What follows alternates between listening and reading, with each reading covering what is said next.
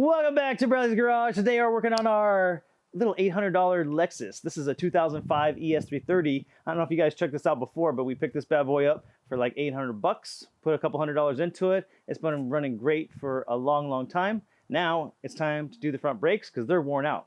So let's get this bad boy up in the air and show you how it's done. Okay, on this Lexus and the Camry equivalent, which is basically the same car, has a nice subframe, as you can see here right in the front. So use that as your jack point, and then we have the jack stands just further back on the other part of the subframe. So just to give you guys an idea of the best place to jack it up and support the car. Okay, first step, get the wheel off. This Lexus uses a 21mm lug. Ours has a little lock lug, so. Next up, we're gonna go ahead and remove the caliper. This uses 13mm bolts. Generally not very tight. I think it's only like 20-something foot-pounds.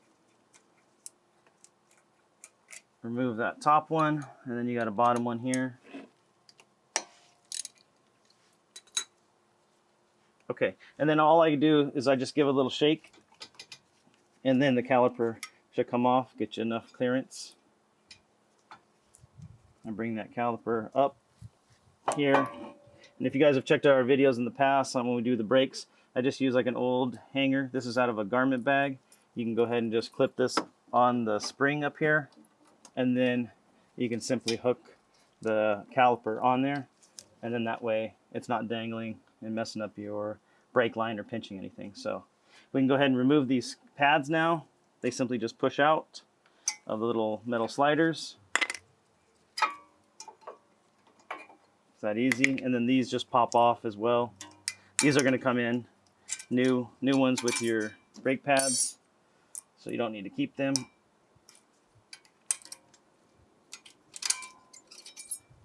All right, next up is the carrier. These are going to be 17mm bolts, and they are tight, so we're going to switch to 1/2-inch drive ratchet. Kind of get yourself a nice little bar on there, and you might need to even get a little bit of a cheater. So on the driver's side, you can pull up so you have a little bit more leverage, but they are on there pretty tight.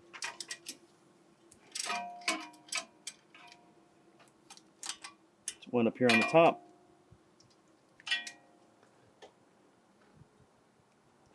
Yep, they're snug. Okay, and then I just go ahead and switch.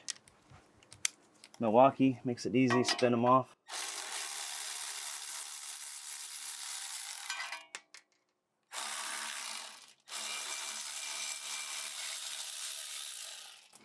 All right, now we got our carrier off. All right, there we go, guys. See, little penetrating spray, and we're off. So, like I said, these are about 80 bucks each. If you just want to replace them, we're gonna go ahead and see if we can get them turned, which is like less than $20. So you can save a little bit of money, get them turned. There's really nothing wrong with them as long as they have enough room. So we're gonna go down to O'Reilly's and check it out. All right, so we got our carrier off. We're gonna go ahead and pull these pins out, make sure they're all lubed. If this has never been done before, then they can get kind of, oh yeah, they don't even move, guys. Oh, that's not good. They can get corroded. Get a 17 socket. Oh yeah, that is goopy. Let me pull those out. Yeah, let's see how it's all dried up. No lube. Go to this side. Peel back the boot. Oh man, yeah, it's not good. Okay, and we'll just do a quick kind of blast out.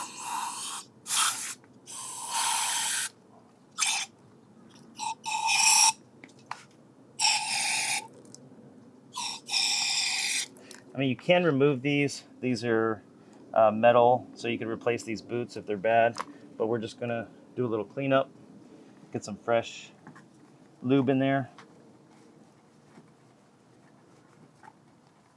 And then these slide pins,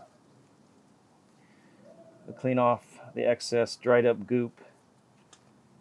And what I like to do is just run them on the easy way to clean them up is just run them on a wire wheel. See how this one has a little corrosion? gets moisture in there. There's no lube.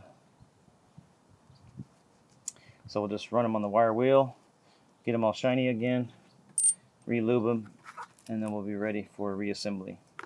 So we got our brake lubricant. I'm using the Sil Glide. This is like a silicone based. So we're going to lube these pins up. Just apply a liberal amount here. We got these clean and dry. And then we're just going to go ahead, insert. Okay. And there'll be a little air gets trapped because of the grease. So what I like to do is hold the boot off to the side and then smash it all the way down so we get all that excess air out. And then it should be move freely. As you noticed before, it was stuck. It wasn't even moving. So that means the brakes obviously are not sliding good. The calipers are not gonna, or excuse me, the pads are not gonna wear properly. So it's definitely important to lubricate these slide pins every time you take the stuff apart, because you never know if moisture gets in there or not. So find the hole. I just pinch the boot, slide it in, get the excess air and grease to come out. Okay, and then just give it a little wipe. You can kind of push in and turn. It kind of gets it to pop out. Get that excess air behind there. But it's good that it has a little spring in its step. That's going to keep your caliper sliding real nice. Okay, let's get back to the car. Okay, so I'm just going to take a little brake clean, a little brass brush. I'm going to clean up this hub. That's all that corrosion. You remember how hard it was to get the rotor off. We want to try to prevent that the next time around.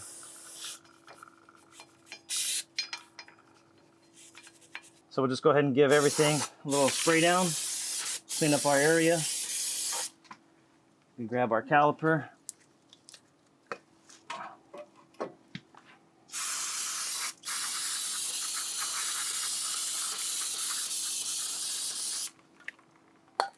Okay, and now we're going to go ahead and push those pistons back so we can reassemble everything. So we're using a brake caliper tool kit. So we just grab the letter N, just basically a kind of a flat one. That will center us in the hole. But you guys can also, this has 2 pistons. You can have access here, so you can even use just a regular C-clamp. Will work just fine. But let's go ahead and just spin this down. And like I said, that little N one fits inside, and then the normal tool has a good seal on the edge. So go ahead and crank this in. It should just slide in nice and smooth. Shouldn't really be any resistance. And you just want to go flush with the face of the caliper. Do the same thing on the other side. Sometimes when you're pushing the second piston, the first one might try to move on you. Generally, I just keep a little light pressure on it. Usually it's not a big deal, but if it is, then you can always grab that C-clamp and use that to keep it tight. But I just keep a little pressure on it, and generally it's not a problem. Okay, all right, there we go.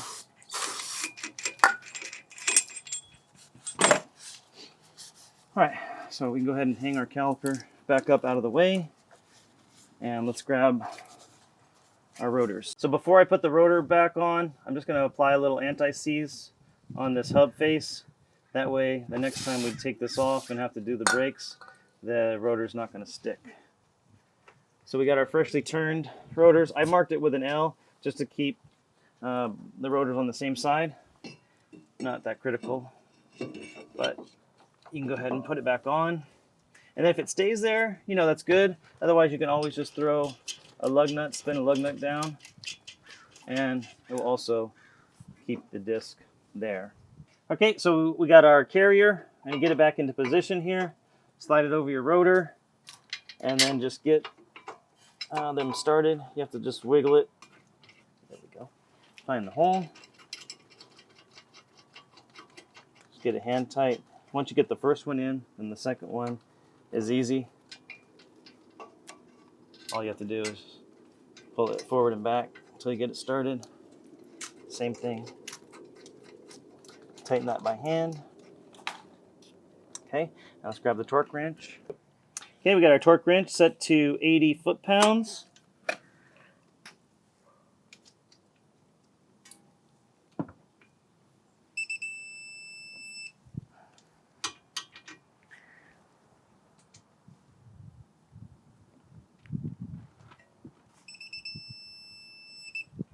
All right, so we just got the import direct from O'Reilly's. You can get, these are like 60 bucks. You can get the organic pads, which is a lot more brake dust. They're half the cost, or they have the, whatever, the Brake Best Select or whatever parts for O'Reilly.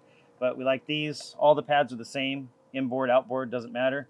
But we just need to start with our clips. All right, so these just clip into position. Super easy. Flat side sticking out. Get it in the groove. Okay. All right, so pads just go in, come in at a 45, top and bottom. They just slide right in, super easy. Okay, just get your inboard pad in. I just set it in the bottom groove, and then you kind of just slide it right in the top. So now we're gonna go ahead and unhook the caliper. I just set it here for a second. Let's lube up these two pistons and the little arms. All right, so lube up the pistons and then lube up the fingers here. Okay. All right, make sure you have your brake line is not twisted. Okay, and then you're just going to slide it right over. Should have no problem since you push the pistons back. You might have to push the slide pin in. You see how it's hitting here, and then get it into, get it lined up, and then we're going to go ahead and get our bolts started. I just do everything by hand. You want to make sure you're not cross-threaded. Okay, and then we'll go ahead and grab the torque wrench, and then these are going to be torqued down to 25 foot-pounds. Grab your 14.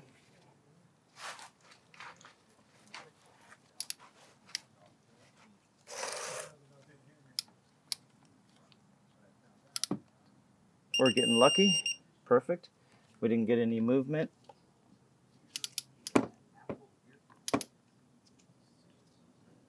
We have the wheel turned a little bit, so kind of in a weird angle. 25 is all that's necessary. All right, let's go ahead and get our little caliper hook out of the spring. And now we can go ahead and remove that lug nut and get our wheel back on and get that torqued down. Let's go ahead and get your wheel back on, get it torqued down. We just did 85 foot-pounds, and that'll do it. All right, guys, hopefully that helps you out with your 2002 to 2006 Lexus ES330 or a 2002 to 2004 Toyota Camry is the same setup. So whether you replace the rotors or not, it's up to you if you want to spend the money. If you can turn yours, you can save a few bucks. Otherwise, this is last you 60, 70,000 miles depending on how you drive.